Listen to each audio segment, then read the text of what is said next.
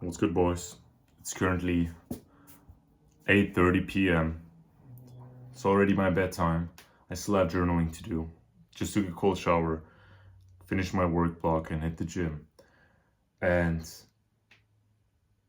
literally an hour ago, I broke my 24-hour fast with just chicken and literally chicken, some sauce, and cheese.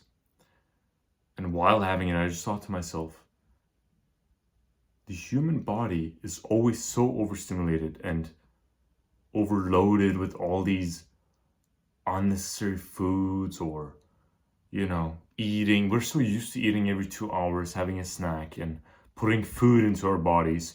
And this doesn't even just reflect upon nutrition, which I'll get to in a second, but we're so used to this whole concept of, oh, I haven't eaten in 5 hours and I'm starving. And that just goes to show how spoiled the human body is. I dare anybody watching this right now to go on a 24-hour fast 5 times in a row. I'm not saying do it the entire rest of your life. Just go 5 times. There is a reason that humans have conquered Earth as a species. And it's not because we're the strongest. I forgot exactly who said it, so I won't be able to give them credit, but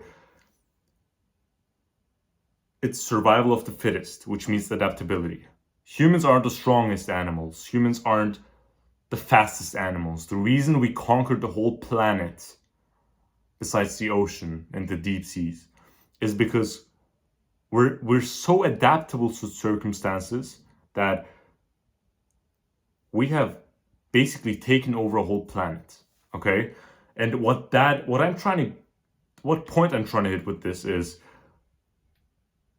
your body is more than you imagine it to be. You're not gonna die not eating for 10 hours. You're not gonna faint not having the food that you want for a day. Okay? If you consistently starve yourself, that's something else, obviously. But taking calculated measures to test your body's adaptability and kind of see how far you can go. Alex Hormozi said it. Try working 12 hours a day for 30 days in a row without any breaks, and you will see that you're not made of just glass. You're not going to break. You're not going to burn out like this. All these conceptions, all these fears that people throw around of starvation, getting burnouts, and completely kind of infiltrating your mind with all these fears that you set yourself as a limit, to be honest, because we all do, right? I promise you, half the people who are scared of getting a burnout have never worked more than 8 hours a day, never worked more than 9-10 hours a day, or never gotten up at 4 and taking a cold shower or done the whole routine that I tell you guys to do, that I do myself. I still haven't achieved 100% consistency yet, which I lack in. And it kind of embarrasses me to say it because I hold myself to a high standard, but I'm getting there. I don't preach anything that I don't set myself up as a standard. So where I'm trying to get at is, try to, especially if you're young, especially if you're below the age of 40, try to set yourself the standard of, or put yourself through what's difficult. Put yourself to the extremes, to a point where you can't even endure it. And the point of that is, once you truly understand that your limits exceed far beyond what you would have thought, now you set a different standard for yourself. Because if I work 16, 17 hours a day, and I go get through that, the next time my work block's gonna be 4 or 5 hours, I'm not gonna be like, oh dude, 4 or 5, that's too much. I'm gonna be like, I'm capable of way more. There's a Japanese term for that. I don't exactly remember the term, but it's basically about doing something extreme one day out of the year, and then so that you can look back on it and truly understand in points of hardship, dude, I've gone through this, I can do way more. Because half of the reason people are so weak, so conditioned, and almost living in their own bubble without even truly knowing what their body's capable of is because of the limiting beliefs that the whole social media system puts on you. Okay? I am a victim of that as well. I haven't fully freed myself, but I am going to communicate with you guys the lessons that I learn and share through every video that I make. I know I haven't been that consistently. I haven't been that consistent, and I haven't kept the promise that I made you guys, which is to post every more often than I basically should have been. There's a concept that I've been internalizing without having shared it with you guys yet. And I do that mistake a lot. I sometimes just have things that are actually valuable from you guys maybe, but for me it's like, oh, I've gone through that, I've learned a lesson, and I've learned from that hardship. So you guys probably have as well, right? And then I stopped sharing that. But one thing is, the whole idea of stoicism and being with nature and almost letting things happening to you while keeping your composure is great. But something underrated also is aggression. Now, a lot of the people watching me, they're not necessarily watching me because the stuff I say is completely unique and that you won't find in any other textbook. I'm not some unique person who's reinventing the wheel for discipline. The reason people watch me is because my videos are a type of energy transfer. If I'm targeting the right people, the person watching this will not only be inspired, but also fully relating to the words I say. It's different because I'm building out system for you guys for basically, I don't want to spoil too much, but it's the ultimate blueprint to discipline, right? That's what I call it.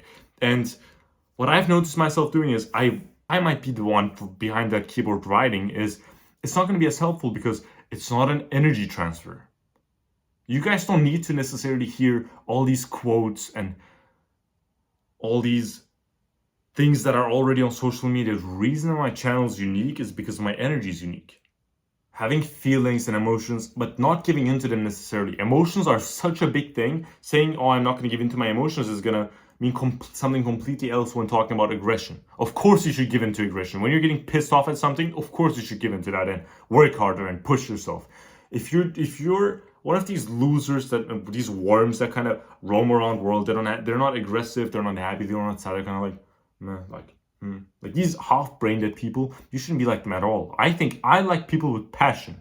I have a lot of passion. People watching me, people might connect with me under these videos, but other friends or other family members who don't have as much passion as me, they don't feel it as much as you guys. They don't feel it as much as the people watching me. For them, it's too much almost. It's like, calm down. Like, you don't need to be that you don't have to be that passionate when talking. And some people don't even mention it, but it's like, I notice it because I observe people a lot.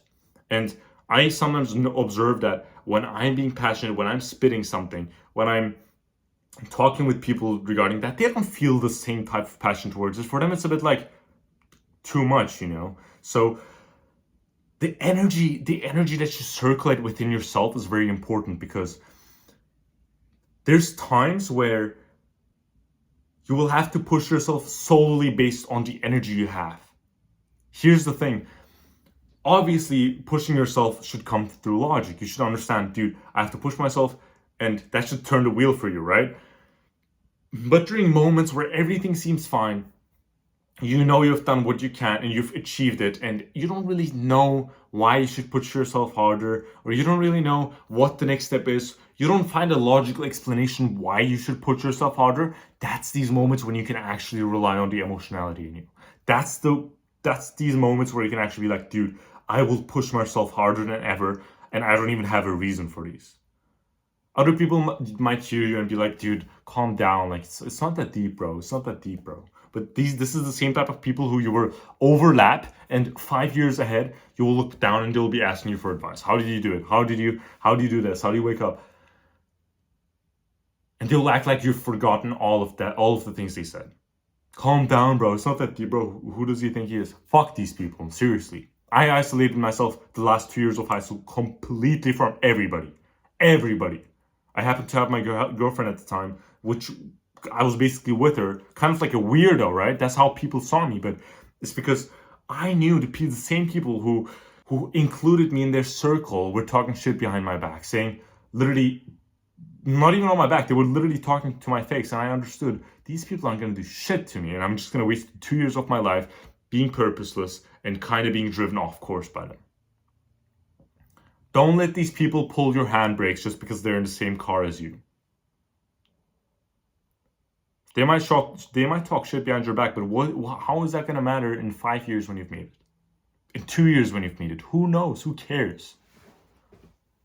The only reason for you not to let them go is to be like, oh, well, I might not make it, so that's not going to be worth it. But that is an absolute loser mentality.